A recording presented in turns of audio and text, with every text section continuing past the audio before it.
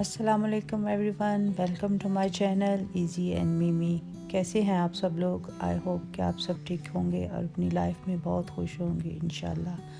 तो आज मैं आप सबके लिए बहुत ही मज़े का मूली के पराठे की रेसिपी लेके आई हूँ जो बहुत इजी है।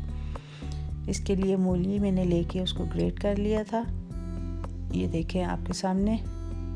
और इसमें मैं सब्ज़ धनिया और सब्ज़ मिर्च यूज़ करूँगी और दूसरे स्पाइसेस जिनमें नमक मैंने यूज़ किया है 1 टेबलस्पून, कुटी लाल मिर्च 1 टेबलस्पून, धनिया पाउडर है 1 टीस्पून और गरम मसाला पाउडर है 1 टेबलस्पून। स्पाइसेस आप अपने हिसाब से कम ज़्यादा कर सकते हैं। एक बाउल में मैंने स्ट्रेनर रख दिया है, उसके ऊपर मैं मलमल का कपड़ा डाल दूँगी और उसके अंदर जो मूली हमने ग्रेट की थी उसको शामिल कर लेंगे और इसमें जितना भी पानी होगा उसको इस कपड़े की मदद से स्क्वीज़ करके निकाल देंगे। एक बात का ध्यान रखिए कि मूली में ज़रा भी पानी नहीं रहना चाहिए, क्योंकि अगर आपकी मूली में पानी रह गया तो आपके पराठे फट जाएंगे और अच्छे नहीं बनेंगे। ये देखिए मूली बिल्कुल ड्राई हो चुकी है। अब इसमें हम बाकी मसाले शामिल करते हैं। ये ग्रीन चिली और ग्रीन धनिया मैंने डाल दिया है। अब इसके बाद मैं ड्राई स्पाइसेस डालूँगी। सारे स्पाइसेस डालने के बाद मैं इनको अच्छी तरह मिक्स कर लूँगी। व्यूअर्स, कुछ लोग मूली को फ्राई करके उसका पराठा बनाते हैं, लेकिन मुझे कच्ची मूली का पराठा पसंद है, इसलिए मैं ऐसे ही आपके सामने बना रही हूँ। आप भी ज़रूर ट्राई कीजिएगा, इंशाल्लाह अच्छा बनेगा। मैंने ये 4 पेड़े आपके सामने बना लिए हैं। अब इनको मैं बेलूँगी।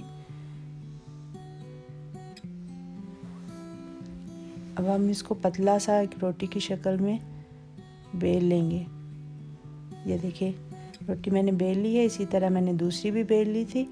अब इसके ऊपर हम इवनली मूली के मसाले को स्प्रेड करेंगे। हमने मूली के मसाले को अच्छी तरह रोटी के ऊपर स्प्रेड करना है,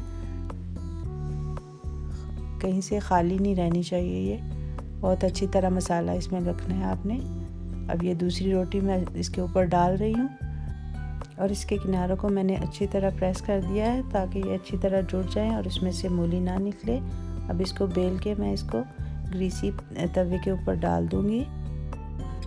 अब ये तवा मैंने ग्रीस करके पराठा इसके ऊपर डाल दिया। जब ये एक साइड से हल्का सा पक जाएगा तो हम इसको फ्लिप कर देंगे। ये पराठा एक साइड से थोड़ा सा पक गया है। अब हम इसको पलट लेंगे और दूसरी साइड से भी इसी तरह थोड़ा सा पका लेंगे। जब दूसरी साइड से पक जाएगा तो इसके ऊपर मैं देसी घी लगा रही हूँ। आप ऑयल या घी जो मर्ज़ी लगा सकते हैं। ये अब हम इसको पलट के अच्छी तरह फ्राई कर लेंगे। आंच हमने मीडियम रखनी है, क्योंकि तेज़ आंच में पराठा जल जाएगा और क्रिस्पी नहीं बनेगा। ये देखिए कितना अच्छा लाइट गोल्डन सा कलर आया है और क्रिस्पी सा पराठा तैयार हो गया है। दूसरा पराठा भी मैंने इसी तरीके से बना लिया था, जो कि मैं अब आपके सामने तवे के ऊपर डालूँगी। ये दूसरा पराठा भी मैंने तवे पर डाल दिया है और इसको भी सेम इसी प्रोसेस से हम फ्राई कर लेंगे। और ये दूसरा पराठा भी रेडी हो गया है।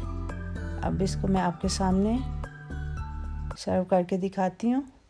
ये देखें कितना मज़े का माशाल्लाह बना है। मैं तो अपने पराठे को एंजॉय करने लगी हूँ। आप भी बनाइए और ज़रूर एंजॉय कीजिए। आई होप आपको आज की रेसिपी अच्छी लगी होगी। ज़रूर ट्राई कीजिएगा। दुआओं में याद रखें। अल्लाह हाफिज़।